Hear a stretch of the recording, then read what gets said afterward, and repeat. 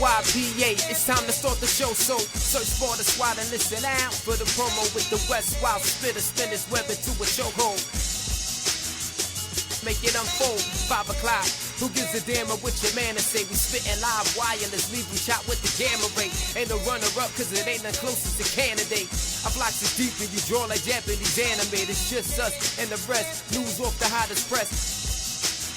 Kyle Horton, Philly West, reppin' with the legends, classic interview session, politics, sports segment, live phone, call up with question. It's the NYPA 95 connection, real people, ain't no scripted cute call for directions, just team on their grind time till it's all perfection.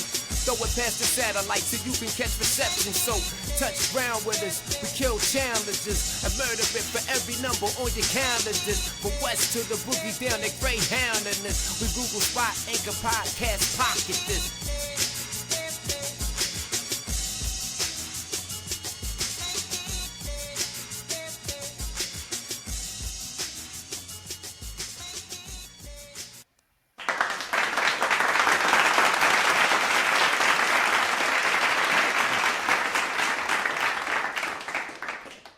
Welcome everyone to another episode of NYPA Entertainment Radio, the final season. Thank you for joining me today or night or whenever you're listening or watching this episode. Remember, excuse me, press the subscribe button on YouTube and Spotify and so forth and more platforms to come for the final season of NYPA Entertainment Radio. You'll get a notification when a new episode has dropped. So here we go. Now, I'm going to jump into it because I got a lot of things I want to get into. So let's get started, shall we? All right. This one in particular, it says Kendrick Lamar breaks record for highest grossing concert by a black male. Kendrick Lamar has broken yet another record, this time earning the highest grossing concert by a black male as headlining or co-headlining artist in history. The feat occurred at AT&T Stadium in Arlington, Texas on April 26, where his Grand National Tour, co-headlined by SZA, brought in a whopping 11.2822 million in a single night. The record was previously held by The Weeknd, who grossed 9.8 million at his 2022 concert at SoFi Stadium in Los Angeles. Kendrick Lamar and SZA also recently tied a record set by Diddy and Faith Evans nearly 30 years ago with their chart-topping hit Luther. This week, the GNX collab topped the Billboard Hot 100 for its 11th total consecutive week. Now it ties it with 1997's "I'll Be Missing You" for the most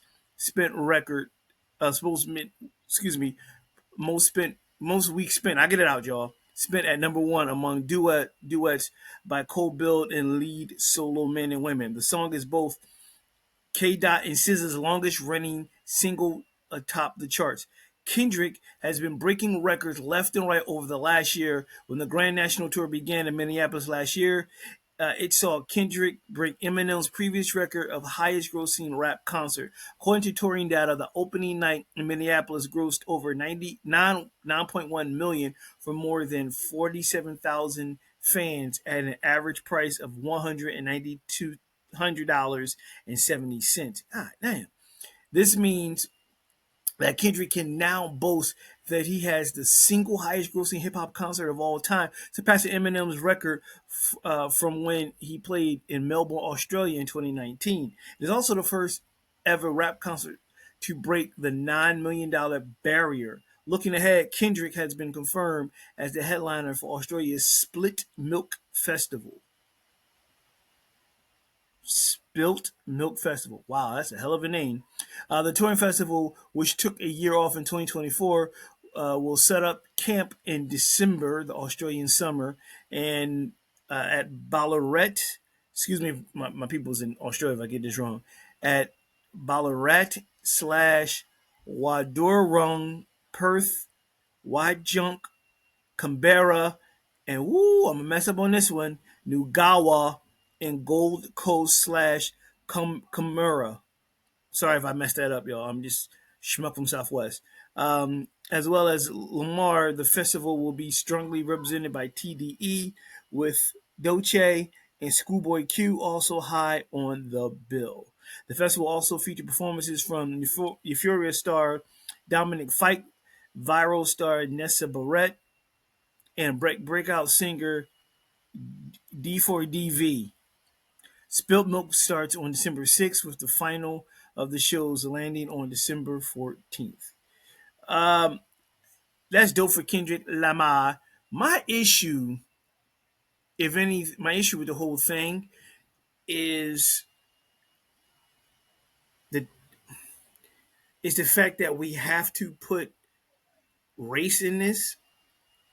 What do you mean, Kyle? Well, the title of this article in the record he broke is Kendrick Lamar breaks record for highest grossing concert by a black male. Why why can't this be by a male artist? It always has to be by a black woman. By like, can't it just be by a female, by a male, or the first whatever by a black male? They're like, well, we know Kendrick Lamar is black. Well, why you got to put the word black in there? They say by a male or whatever. Hip hop artist. If it's hip hop, if the genre of music is what it is, then say by a hip hop artist, a hip hop male artist, but you didn't gotta put his race into it. We know Kendrick Lamar is black. We know that, but we always, not we, the media always have to make sure they put a race into it. They never say if it's a white male. They don't ever say Eminem breaks record for the highest grossing concert by a white male. They call him a male. They call him a hip hop artist. But when it comes to minority people of color, they got to put the race in there, which to me is stupid. He's a human being first. Forget the fact that he's a man of color, and that it incenses me when I see that. I think I read that last week or whatever. When he put a color on something, you don't have to. We know what they look like. Oh, the Kanye West thing. When he's like one of the richest black men. Like, we know Kanye is black. You ain't got to put. Is there a difference between black? Is there a difference? Listen, there are rich African American males who has just as much money as the white counterparts, but they gotta emphasize like he's black, like as if it's a tough thing to do. Well, oh my God, I can't believe he's a male. That's how I see it. Now people might say, oh, you get it, you want to go down that rabbit hole, but at the end of the day, the nonsense of skin color is stupid. It's a human being that's creative and smart, and know how to make money. That's what it comes down to. That's how I feel. I don't. I remember I was a kid, and the reason I say this because I was a kid and I was somewhere, uncles or something, an adult, and I just so happened. Move this camera. Sorry, let me adjust the camera a little bit more. I just so happened at the time, it was Randall Cunningham was one of the few African American quarterbacks in the league. It was him, Warren Moon, and others. And I remember I made a comment and I said, well, Randall Cunningham is one of the best black quarterbacks in the league. And I remember somebody snapped at me and said, why gotta be a black quarterback? Why can't you just be one of the best quarterbacks in the league? Why you gotta put black quarterback? Why?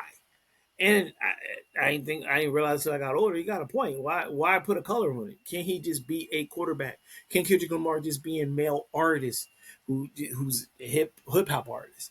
Why they got to put black male? So I see that now and I understand him. Like, he's a human being. Why we got to put a color on it? I never understood that until as I got older and started seeing things, and I realized I'm like, well, you got a point. So I don't know. I don't know why they do. They do it all the time, and they need to stop. Overall, like we know what they look like. We ain't got to remind people in the article. Just say hip hop artist. There's so many different words in the vocabulary that you can use to describe someone or something than being upfront and saying the obvious at the end of the day. There is. That's how I feel. I mean, in my opinion, I think there is. You know what I mean? All right, let's see what else I have. I have a lot too. All right.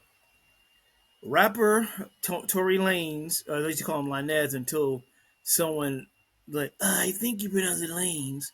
Tory Lanez hospitalized after stabbing by other inmate in California prison. Tory Lanez, a rapper who is serving time for shooting Megan Thee Stallion in 2020, hospitalized this past Monday morning after he was stabbed by another inmate in a California prison. Lane's legal name, Daystar Peterson, is in stable condition after an inmate stabbed him with a self-made shank in a prison yard. A law enforcement source told the LA Times the attack occurred around 7:20 a.m. at a housing unit in the California Correctional Institute in Talachapi. And the prison staff quickly, quote, immediately responded, activated 911, and began medical aid to Peterson.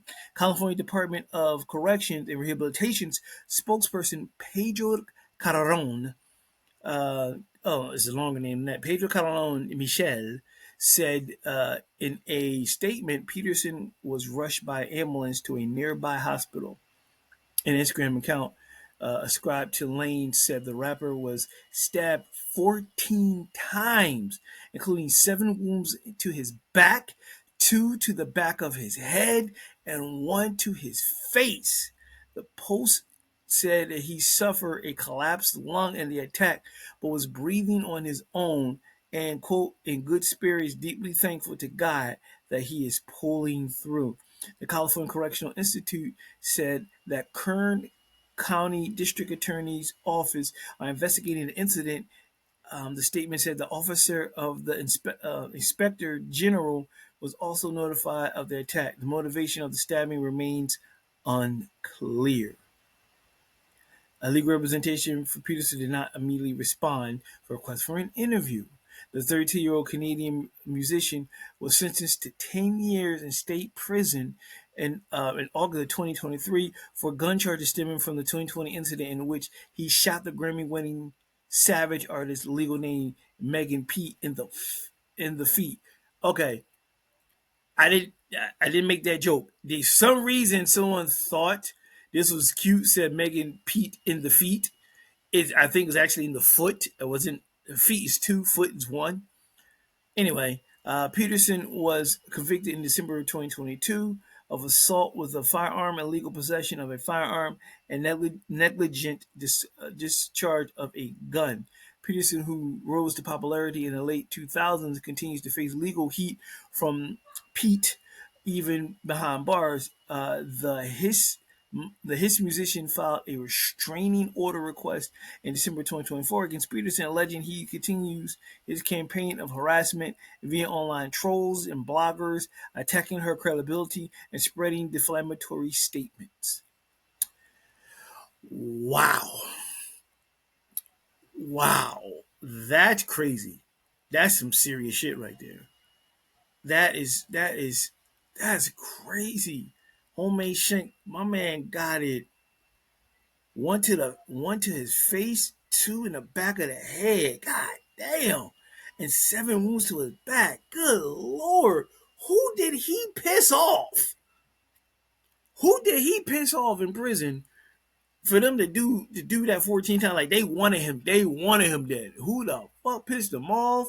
Or who was trying to make a name for themselves or something? Or who's a big Megan Thee Stallion fan? Somebody took their anger out on him, because it's not like, oh, just a little gut wound and keep it moving.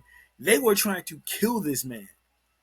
That is crazy. Like, 1 to the face, 2 to the back of the head. Oh my gosh.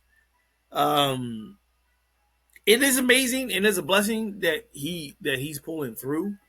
I'm being serious, because he could end up dead, which he was trying to obviously attempt to kill him. That's just, I can't shake that. My gosh. Again, I think more information will come out. They don't know the intentions behind it. If it's someone he pissed off or someone trying to make a name for himself, someone, again, an angry, who's a Megan Thee Stallion fan, went nuts in there. Like, who knows? You never know in the people's heads. And in the background, if you hear going by the studio, there's Mr. Softy, because it's a nice day here in Philly. So they got Mr. Softy going down the street. So you might hear that in the background. I call it the Pod Piper, for kids to come out there and give them ice cream. And I can go down that rabbit hole. But I think the history of the Mr. Softy, what I heard, was kind of dark, but it's another story for another time. back to Tony Lane's. That is some shit. That's something like to see that they hear about that happening.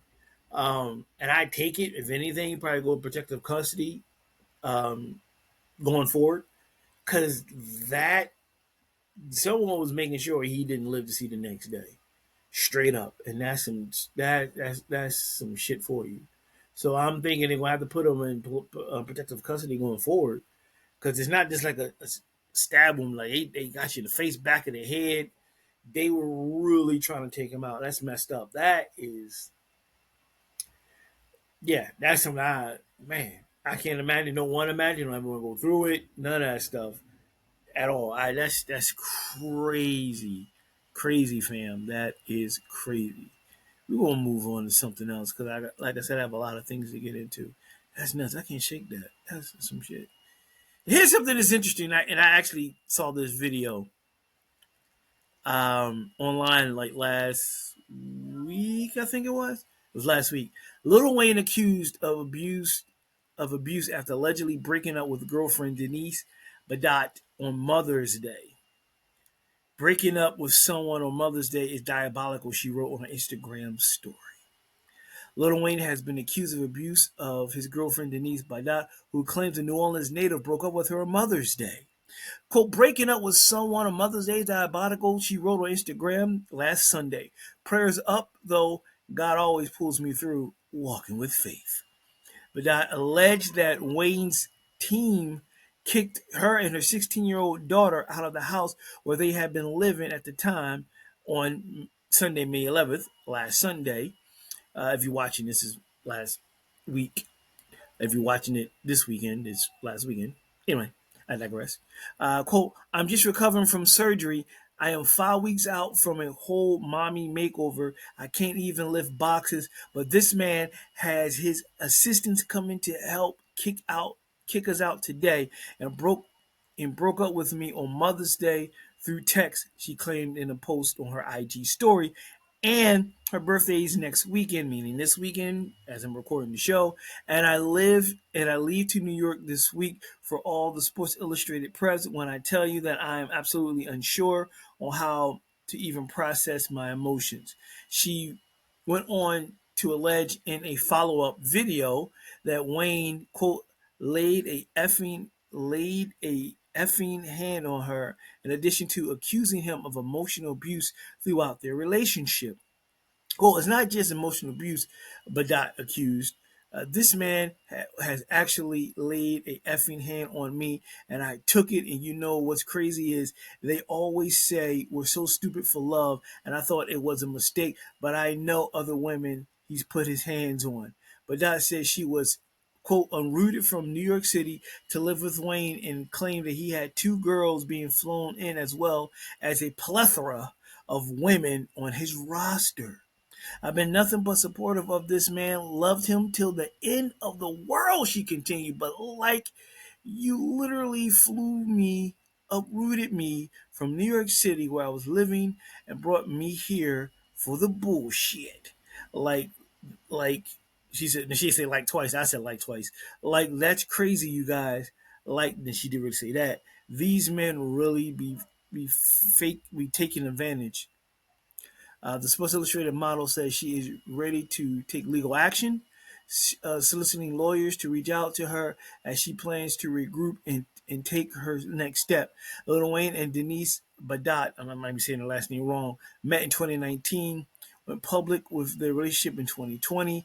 They appeared to split in 2022, but got back together shortly after. Now, here's my thing with this. And I'm scrolling last weekend, and I came across this Jawn. The actual, I don't follow her, but it's popped up. Her actual video on Mother's Day, she had her daughter in the background. She said the same thing that I'm reading to you.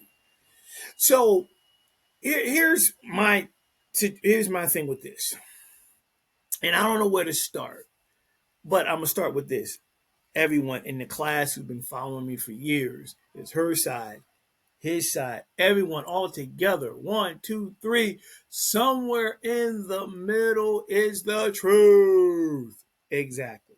So This is her side. We don't know the reason.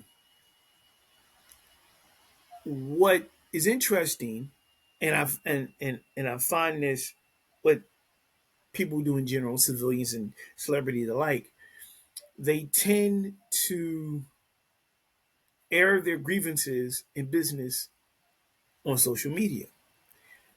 They tend to all of a sudden be like, he or she did this to me and to others. And you wait till a moment when you get shitted on for you start airing the dirty laundry. And it's like, he did this to other people. I've known that. But yet, at the time, you never reported it when he laid hands on you. And at the time, you never reported that he laid hands on someone else. You took it until he shifted gears and said, get the fuck out. Then all of a sudden you want to air out the dirty laundry on public and shit on him and all that stuff. But prior to that, you was his woman and you just took the shit. So cry me a river. Fuck that shit. Don't start shitting on him now. You should have shitted on him when he laid hands on you, on others that you know about. Don't wait till now to bring it up. That's what pisses me off the most, ladies and gentlemen, boys and girls. This is my opinion. Don't wait until you're fed up with that person. People do that all the time. Civilian celebrities alike. You see them do harm. They do harm to you, do harm to others.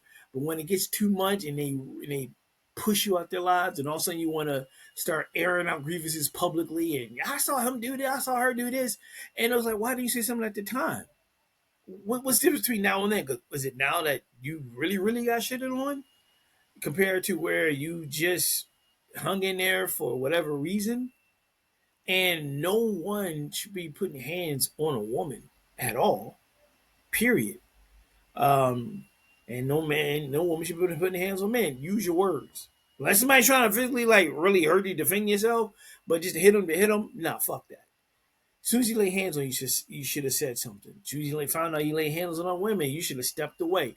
Again, folks, this is clearly my opinion. Um, but at the end of the day, it's what's your end game? Go on social media and all that. Do the shit behind the scenes. You really want to get them just do low key. I know you're angry. I know you're upset. But go on social media. Let the other way. I mean, it's going to get out here eventually when you put the lawsuit in. But then you kind of want to hear his side of it. You know what I'm saying? Like, it looks bad, but again, it's his side or her side. Everyone, once again, somewhere in the middle is the truth. So I'm curious to hear what his side is going to be, what his explanation is, if that happened that way. His story could be completely different. But it incenses me when people start um, digging up old shit when things happened in the past. Now you want to bring it up now. Deal with it then. It did not bother you then? That's the whole thing I'm saying. It did not bother you then? Like, what? Why does it bother you now? Now you want to start just start pulling back the curtains and revealing stuff. But before, you know, I live with it. I deal with it. But when he got fed up with your ass, then all of a sudden you want to start airing dirty laundry in public. Sue him. Yeah, sue him for what? I don't know. He kicked you out. I don't know if there's a lawsuit in that. Unless you put allegations of abuse, and that's something totally different. And if he did, fucking shame on him. And if he didn't, you just saying that to get at him, then shame on you. We will never know. But this is still fresh. It happened last week, so I'm sure more news to come, and we'll find out. But I just found it was interesting. She went ham on him. So I'm interested to see what he's going to say via his peoples and what happens next. It's one of the things where it's a one-sided thing, and could there be a reason why he kicked her out, or he allegedly broke up with her? Who knows? I don't know him personally. Even if I did, I'm not in the situation. I'm just looking at it from afar. It's like now you want slam dirt on him. You could have, once he did something foul to you, you should have took care of that. You know what I mean? Like the Sports Illustrated model, I'm sure you make decent money. She's not bad looking either. Cute looking girl. I wouldn't kick her out of bed. You know what I mean? So I'm sure there's more to come. And I'm like it's not over because it's just a week ago that just happened. So it'll come out a little bit more somewhere down the line. It's gonna be an interesting summer, man, with lawsuits against entertainers. They're already doing the Diddy thing. Every night at 9:30, they do a recap on ABC of the day of the trial for Diddy. I was like, wow. I know we're going to the summertime and shows are wrapping up, but it's really not that serious. Do a recap. It's not a baseball game. We're doing a recap of highlights. Like, it's not a baseball game. Like, come on, y'all. Like, all right, damn. Like, they don't care about the victims or anything. The networks do it for ratings. That's what it's all about. It's for ratings. The coverage is not that they're concerned. The coverage is ratings. That's all it is. That's what the news is about. When they cover something, they don't care. We're first on the scene. First on the scene, not because they care. First on the scene because they want to be the first to get the accolades of breaking the story for you. Here's a little story. I know this. I used to work in the newsroom, CBS years ago. That's a CBS page, and you get assigned to different departments in New York City. And I was in the newsroom at CBS. Two things that I learned through that experience. I don't know. It might have changed since then. This is like early 2000s, and I believe it might be everywhere, but there's a room. So let me get to one. There's a room where it's all these files, the bulk of them files. I don't know if it's a section, but there's a room, and either a section or a majority of the room or half of the room, there's shelves and shelves of files of celebrities in case they passed away. I remember I went in there and I was like, what? It was a section or something. I can't remember. It's been a long time since I thought of this. And I asked somebody, I was what is this? He said, oh, these are all the celebrities that are like currently alive. They got like this is CBS files. So in case they pass away, they can like boom, they can just load up, read about the bio, add the obituary, whatever. They already had like files on standby for celebrities who made this pass. It was like rolls of them. And I was like, hey, so that's how they do it? At least at CBS. And this was around the time they had the shooting in Colorado. So you might know the year of that. And what ended up happening, I was at one of the desks. I was answering phones. And the news, and prior to that, the newsroom was calm. Everybody's talking, nice, polite. I'm catching me in the corner, not speaking. The quote goes face. I'm minding my business, looking around. I'm in the middle. It's like in the middle of the room. The desk against like a pillar. And the news broke, and what I remember, someone was like, "There's a shooting in no, it wasn't Colorado, San Diego. Shooting in San Diego." And of course CNN, who's always news, got on it first. But amongst the big three of ABC, NBC, and CBS, it was all out. This nice producer, executive producer, who was sweet as, but hey, everybody, turned like, get the fuck on the phones. Come on, hurry up. They're like, get it. God, we gotta get up. We gotta cover this. We can't call the affiliates. They was like screaming at cursing. What are you doing? This is not at me. I'm just looking at this going. I'm like, they running past me and I'm looking at them. And like, yeah, and I'm like, excuse me. And I'm looking, I'm like, wow. At that moment I learned, I'm like, well, it's not about that they care and passionate to report the shooting of these poor kids. It was, let's get it up first, which I think I heard someone say that. Let's run it first. Let's hurry up. They're trying to beat their competition because it's about viewership. It's trying to get all the viewers to, hey, look at us. We got the best team compared to NBC and ABC. We're there of the big three. You wasn't going to beat CNN because CNN is news all the time. So, cut through the local broadcasting, whatever you're watching, whatever affiliate CBS is in across the country. Let's be the first one to air this news break before anybody else do it. Now, mind you, there's monitors of other networks, especially of the big three, of NBC and ABC, so they can see if they go on air first. So they're timing. Let's go. Let's get there before them. Let's get to air it. So I say all that to say this: with media and all that stuff, when they do like a recap of the Diddy thing, it's ratings, it's viewership. You know what I'm saying? And if this Lil Wayne thing takes off and it gets bigger than what's supposed to, and start peeling that onion, things start coming out more and more, you're going to see it. Because we as society, we love drama. We feed into it. We love it. And I'm one of them, too, I ain't going to lie. Certain things catch your attention, hence why I report on the show from time all the time. However, I don't feed too much into it and take it. I take it with a grain of salt because, again, they're reporting what is given to them.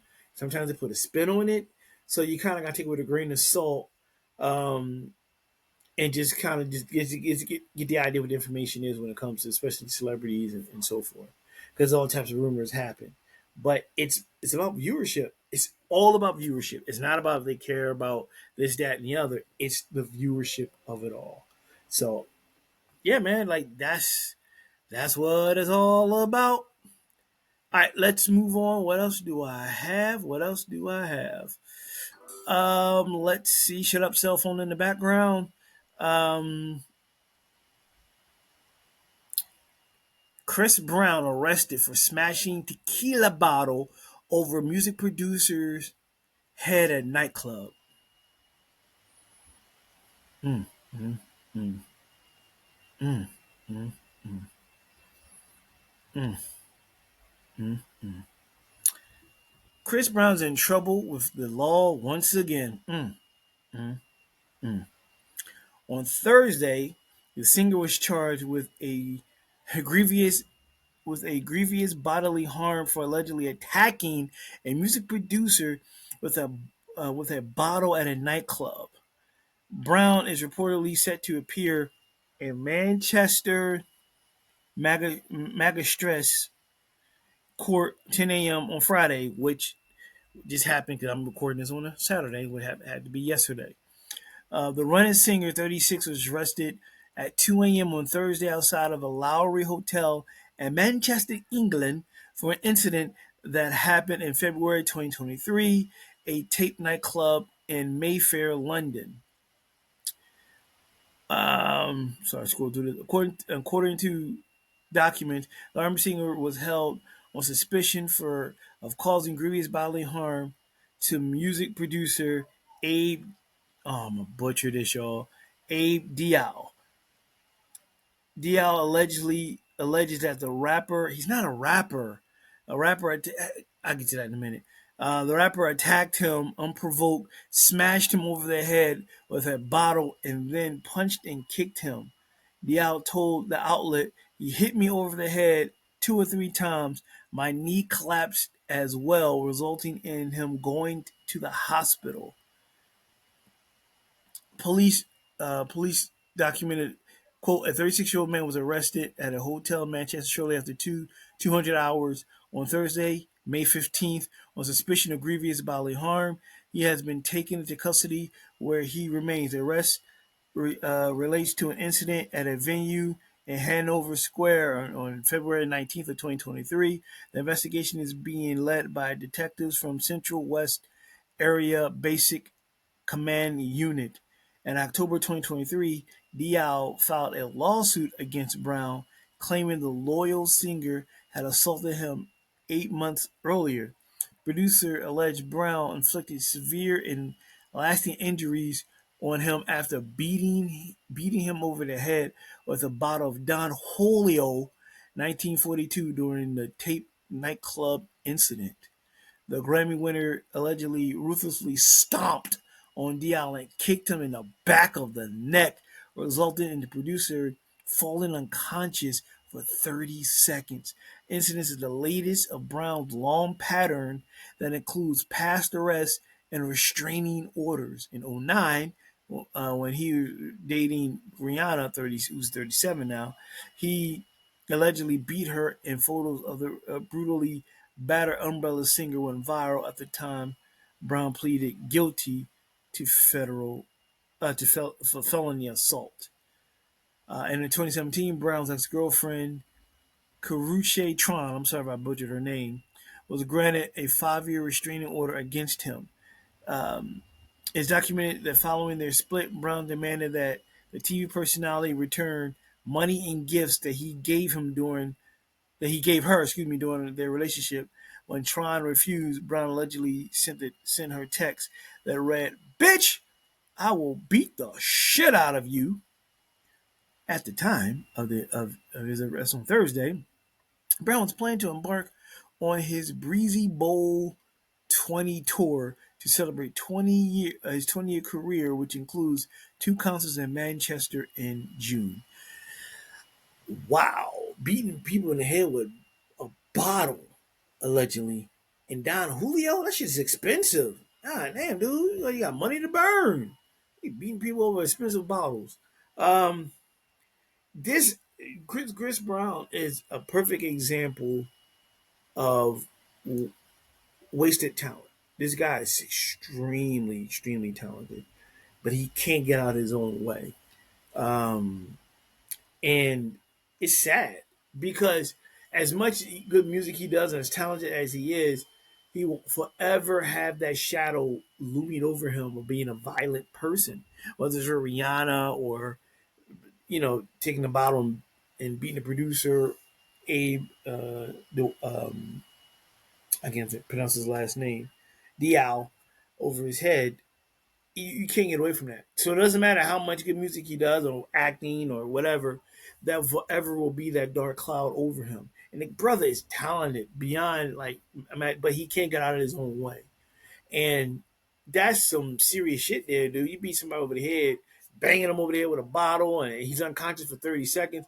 What did he do to piss you off that bad, that royally? Did he take an expensive bottle of that Julio 1942 and start beating him over the head? Like, what did he do?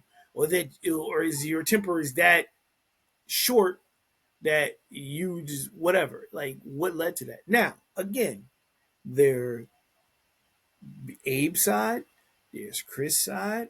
Somewhere in the middle, everyone is the truth. However, there is video, they said. I read on it. There's a tape recording of that. But it's got to be, it's one of the things like, all right, we see him do it, but what did he say to trigger that? Did he make a threat to his family, to his kids? Did he, whatever? If anything, they're going off the fact that of the actions he took and not what was possibly said. Like, you went that far, that you made a man unconscious, that you broke a bottle over their head. And you're in another country. Their rules and laws are totally different from the United States. It's crazy. Again, like when I read that, I was just, man, it's a shame that for the rest of his career and his life, it will be overshadowed by the things he did away from the studio, away from the stage. Talented dude, like he's talented, and it's a shame when you hear the name Chris Brown. The first thing that's not going to come to you is talent in song. Is going to be Rihanna number one, and everything after that. Period. And that's sad. That is sad for someone, again, young cat, a lot of talent, but that's what people are going to remember the most is Rihanna number one, and then anything after that at number two. And it shouldn't be that way, but he put himself in that situation. You know what I mean? So let us move on. Dame Dash order to sell film studio and streaming network. Dame Dash financial downfalls has deepened. A federal judge in New York has ordered the sale of assets tied to Dash Group, his business held entirely under his wife Raquel Horn's name, to settle a debt stemming from a 2019 copyright lawsuit. The news broke this past Tuesday, May 13th.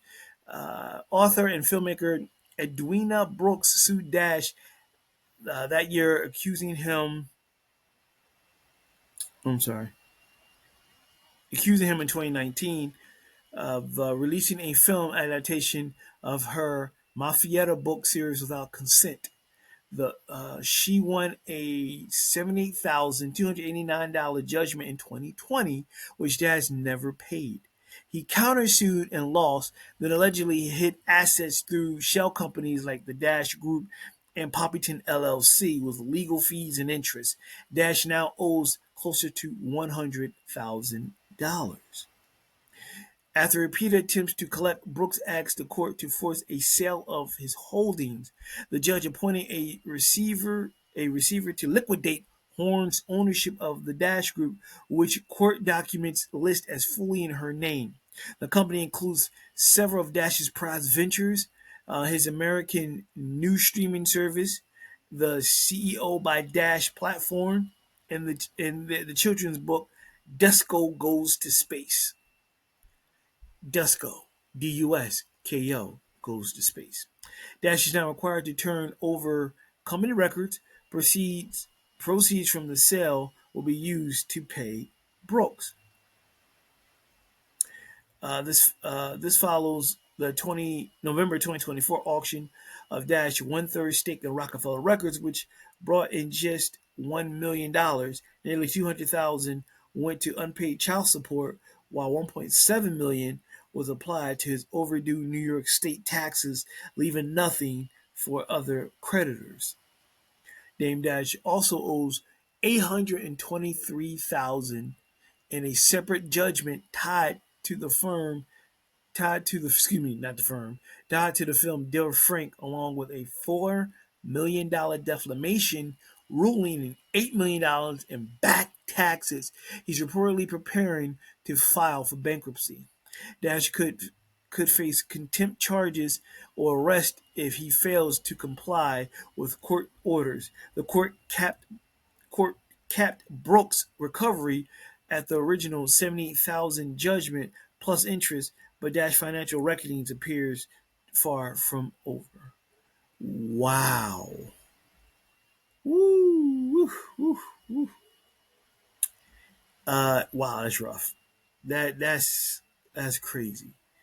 Here you have Dame Dash, who at one time was a huge wealthy man with Rockefeller, Jay Z, Kareem Biggs, and out of the three, he hit some hard times financially. We know what Jay Z's doing. Kareem Burke's the quiet of the three. I've heard he's from what I understand, he's doing fine financially and everything. And it's like Dame's like the only one that's kind of like really like struggling, so to speak, and owes a lot of money in debt and so forth. So it's easy to point the finger and like, hey, we see who the brains was behind the operations.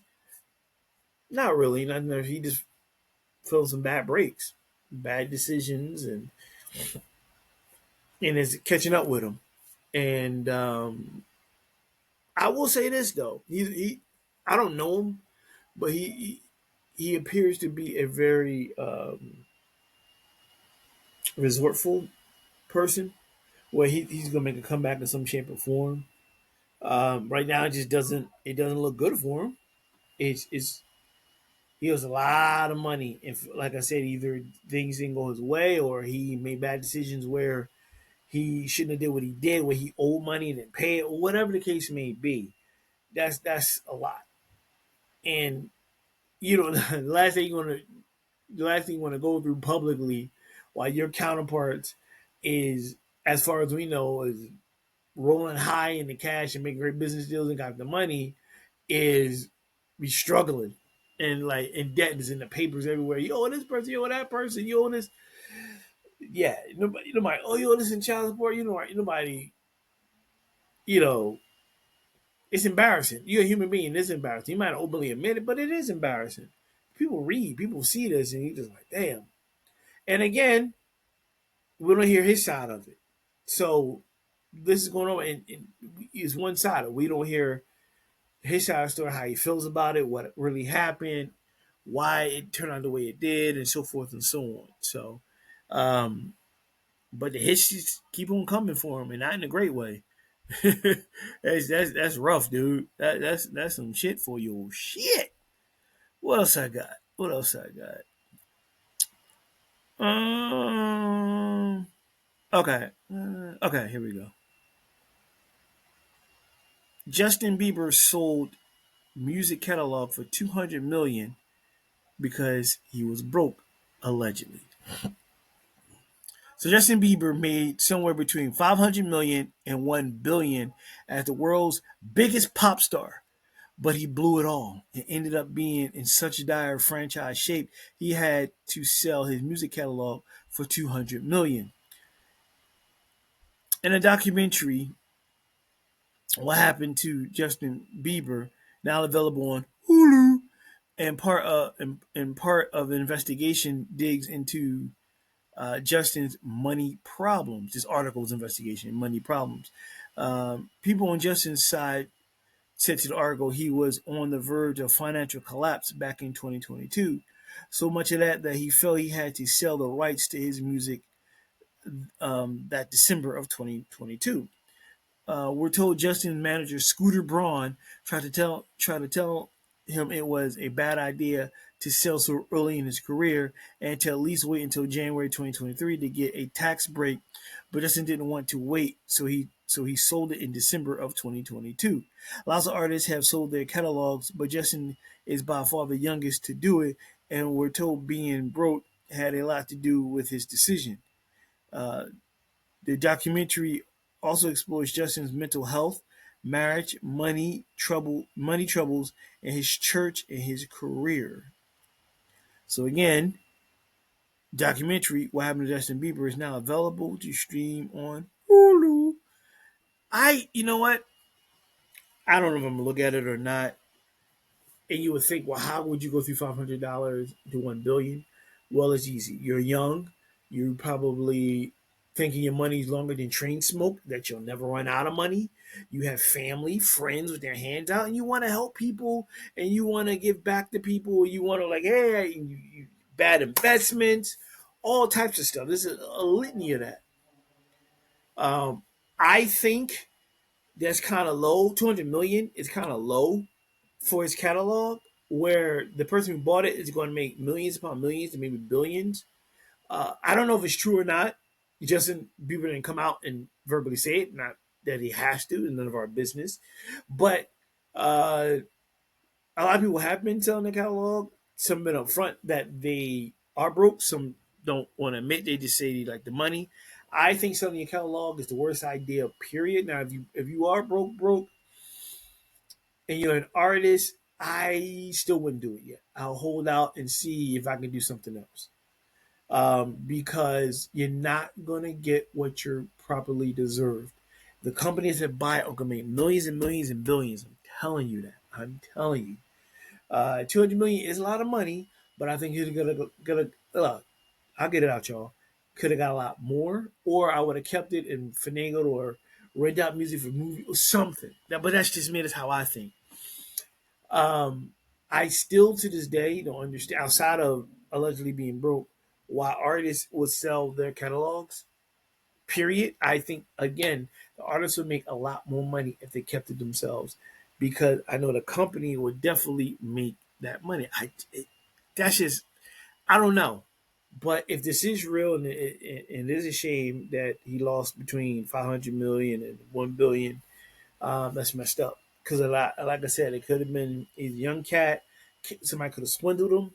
He could have been like helping people out, family members and friends, all types of stuff. He could have been doing all types of things.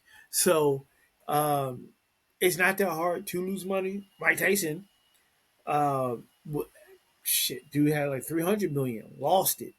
Bad investments, got cheated, all types of stuff. So it is possible, and it happens all the time. Um, I agree. I wouldn't have sold it, but I don't know. I don't know the situation. So if it's dire straits, then okay, I can see that. But yeah, I just wouldn't have. But that's what they're doing, and I think that'll be the only reason why I think um, you should really sell it is if you're in financial dire straits. Otherwise than that, hold on to it as long as you can and use it to your benefit. And if you are going to sell it, get a like this got a very high price. 200 is high, but I think, in my opinion, you probably could have got more. All right, I got a couple of West Coast themed stuff here. Um, but before that, ladies first. I got people are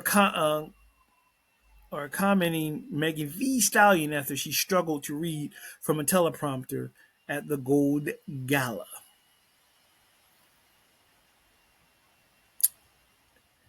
On May 10th, the Gold House hosted the fourth annual Gold Gala at the Music Center in Los Angeles.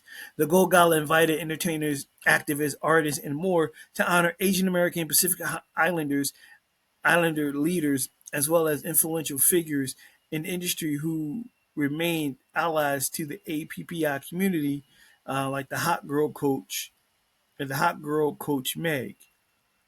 Other notables honorees include, forgive me, y'all, Priyanka Chopra Jonas, who received the inaugural Global Vanguard Award, and the Gold Legend Award was presented to three individuals: filmmaker Ang Lee, Brokeback Mountain, Crouching Tiger, Hidden Dragon, Pokemon Company CEO, forgive me again, uh, Tenzaku Ishara, and Panchiko author Menjin Lee. Forgive me if I pronounce the names wrong. I'm just, from Southwest Philly. We expect. Um, Megan wore a black custom sculptural dress by Chinese designer Qian Li, paired with Stuart Weitzman stilettos. Lord have mercy. Mm, mm, mm.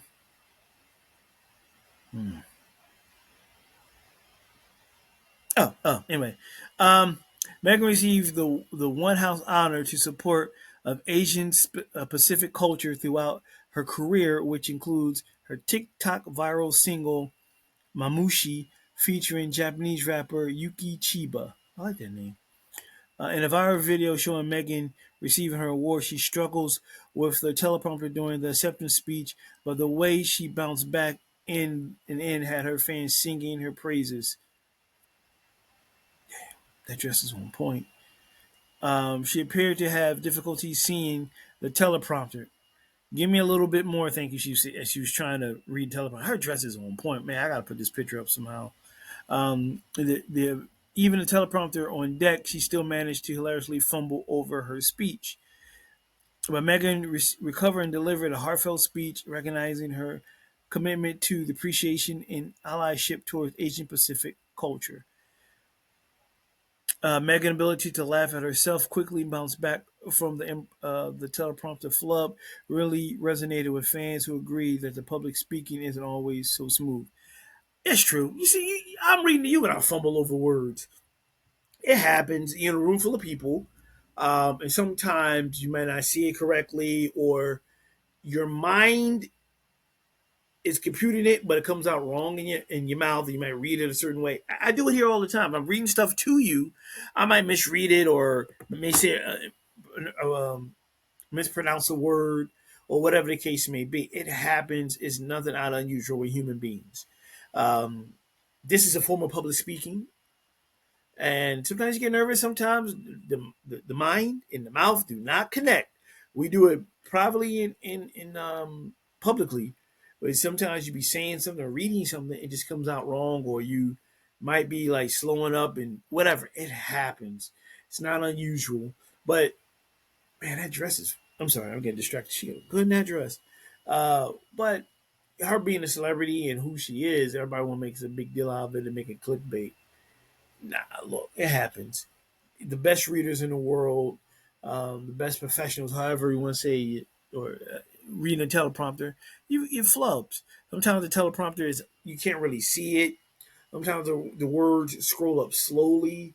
Sometimes you just mispronounce things. That's normal. I'm reading on one of my screens and I pronounce words all the time, or I might get tongue tied as I'm trying to read the article to you or whatever the case may be, or just in general, if I'm trying to express myself, I might get a little tongue tied because my mind is like going fast and I'm trying to get it out, and it gets like clogged in the middle or something. But it's a normal thing. It's nothing out of ordinary. I think it's like no one's under influence. It's called being a human being. It's called making mistakes. Because why? We're human beings. That is right. All right.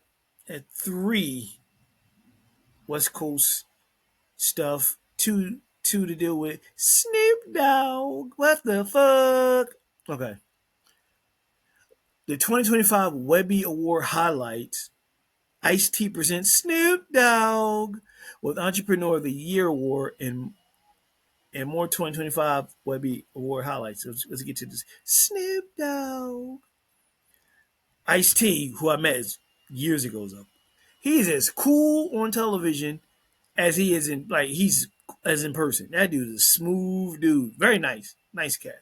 I met Ice-T in 2000 at the Chris Rock rap party. It was the final episode of the Chris Rock show.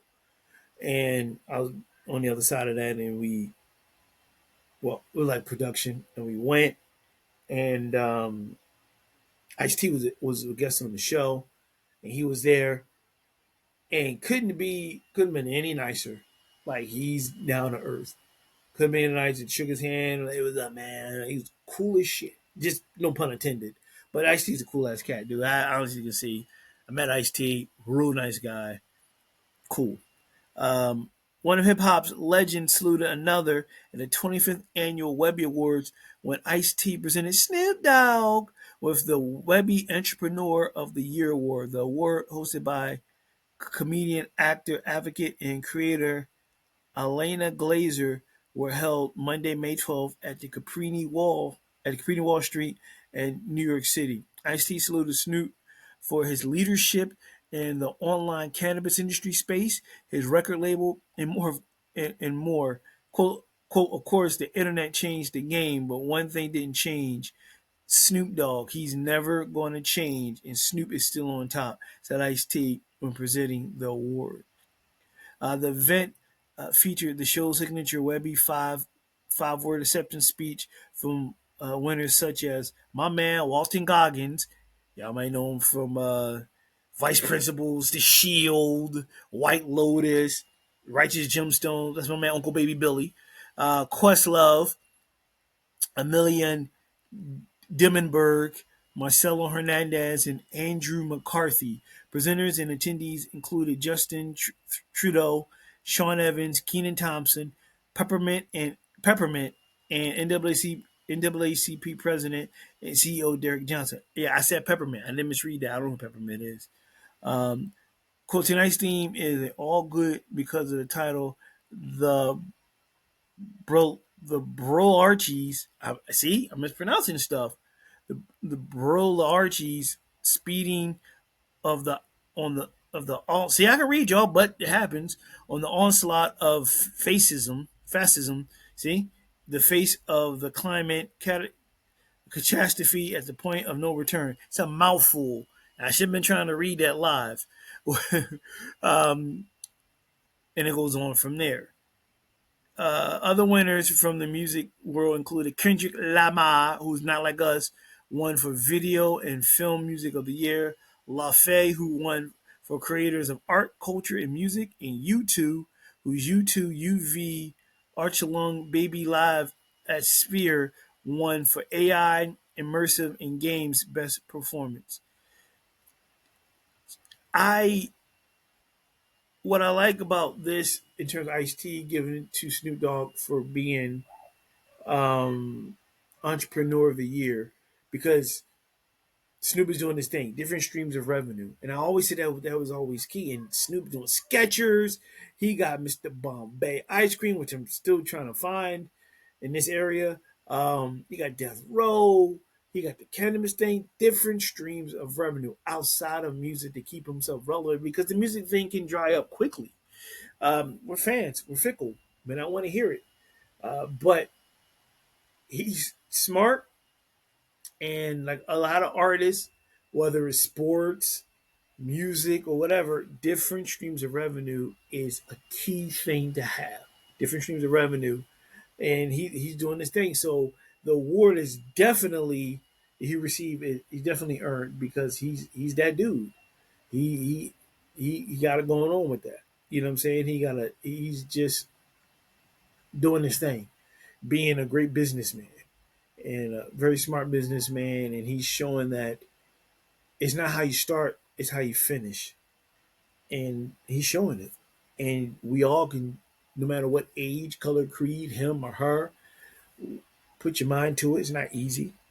You go for your dreams and you work at it and do what you got to do. It's not an overnight success. So, and he's showing that, amongst others, are showing that also. You know what I mean? Moving on, staying with Snoop Dogg.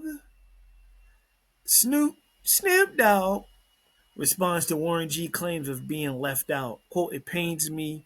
It pains we've never fully addressed. It's pain we never fully addressed. From Snoop. Hip hop legends Snoop Dogg and Warren G have shared a brotherhood that dates back decades, from their early days in Long Beach to their rise during the golden era of West Coast rap. But recent comments from Warren G reveal that all hasn't been smooth between the longtime collaborators and friends. Snoop Dogg responded to Warren G's comments during an appearance on another show where he offered insight into their complicated history. Quote, there has been certain situations where we have become super close behind tragedy and behind love, Snoop said, adding that Warren is probably the best friend that I got, that only me and him understand each other. But Snoop also acknowledged underlying tension that dates back to the early '90s when Warren G helped introduce him to Dr. Dre and ultimately played a role in landing him a spot on Death Row Records, a deal Warren never received himself. Quote, the music industry is trifling, Snoop said. You think about how Warren G brought me to Death Row, but Death Row didn't sign him, so there's a lot of animosity and frustration and anger in him off of that. Not me, but at the situation at whole. He continued, quote, as an artist, if you're pushing for me, you want me to do this, but as an artist, I'm feeling fucked up because they left my homeboy. These are things that we've never had a chance to fully get an understanding on because it's pain. Snoop also clarified the dynamic between Warren's relationship with him versus his relationship with Dr. Dre. Warren G's relationship with Dre is his relationship, he said. His relationship with me is our relationship. When I'm working with Dr. Dre, I don't bring nobody with me. I bring myself because I'm not responsible for nobody but me. Um, Warren G opened up on another show. Warren G opened up about feeling cast aside by both Snoop Dogg and Dr. Dre, despite his pivoted role in their early careers. While he made clear that there is no malice in his words, Warren expressed hurt over being excluded from recent events and collaborations. And it goes on to what I spoke about a week or so ago. Um, Again, we don't know what's going on behind the scenes, and I understand that. I can see that, and understand that it definitely could. I can see where it stems from in terms of here. I bring my boy in to my brother, and he takes off, and I'm left behind. It's the industry, and sometimes you might take it personal also. Like, dang, like all these doors open up for you because I brought you to the doorway, and they said you come in, you stay here, and you go down this long hallway, and boom, everything else open up, and the rest is history.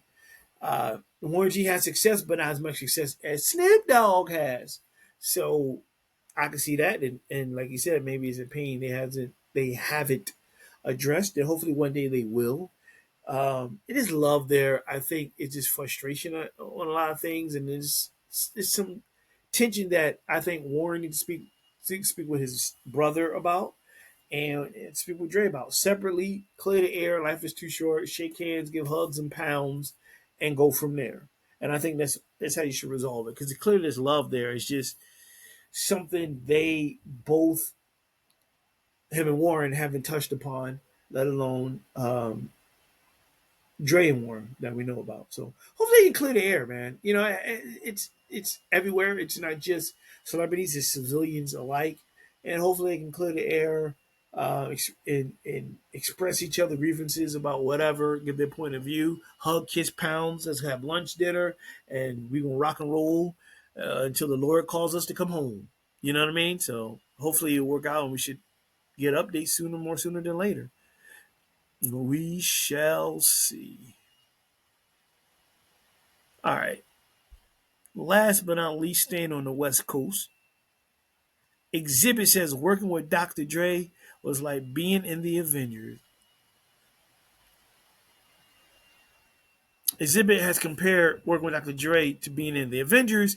The two have collaborative partnership going back more than 25 years and recently reconnected for X's new album Kingmaker with Dre making the featuring on the track "Leave Me Alone." Sitting down for a recent chat, X opened up about what it's like to work with a legendary producer. He said, when we did Bitch Please together, the insanity of it was being a fan first, then you basically get recruited into the Avengers. I'll never lose that feeling because it keeps things in perspective. The direction Dre gives when he's in the studio only elevates the record because you rely on his experience, even if it takes you out of your comfort zone.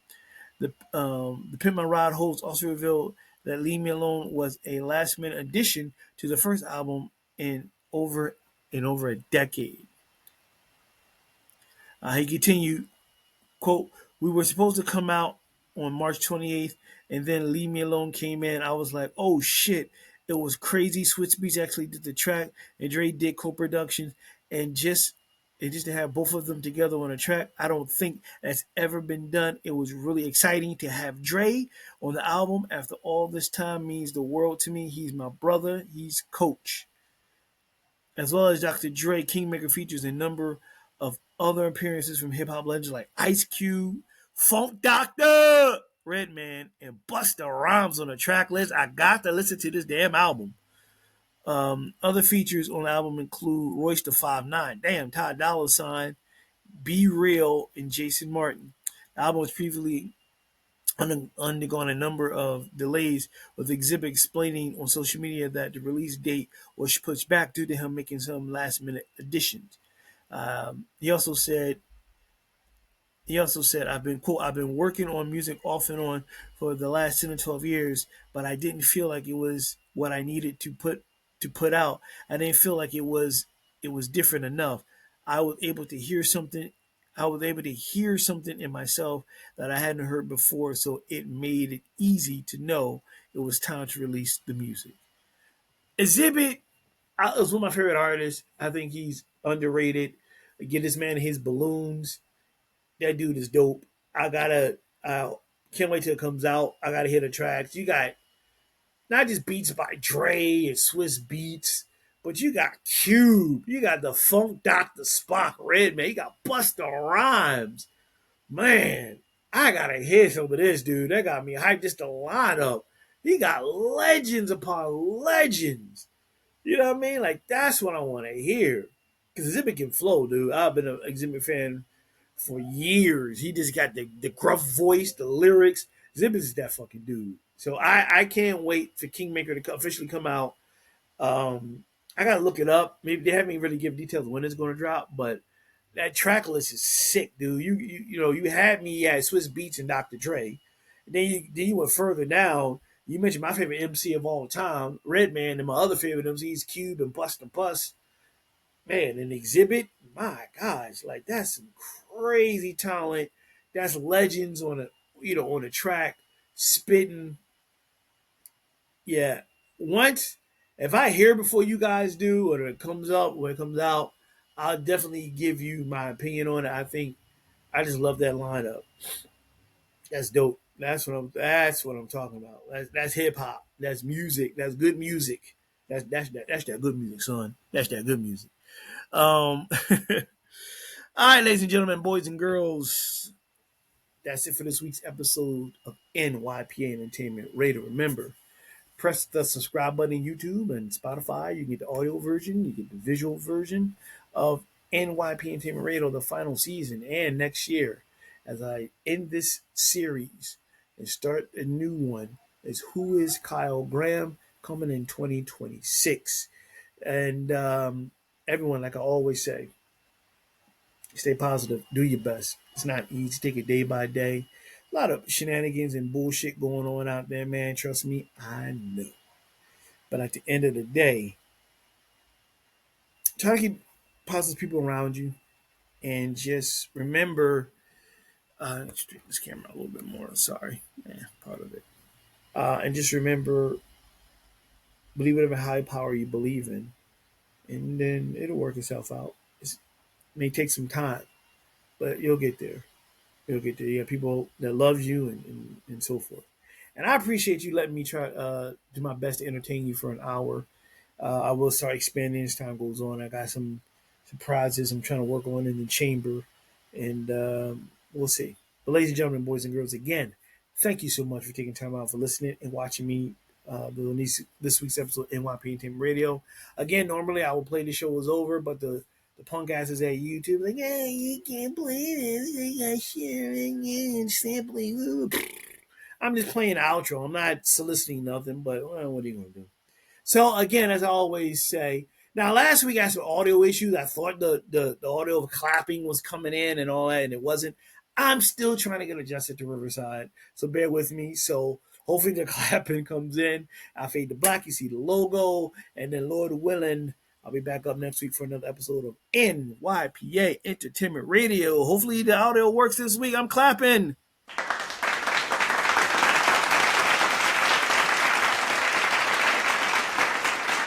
And I'm saying goodbye. Deuces, pieces. Love you all. I'm out.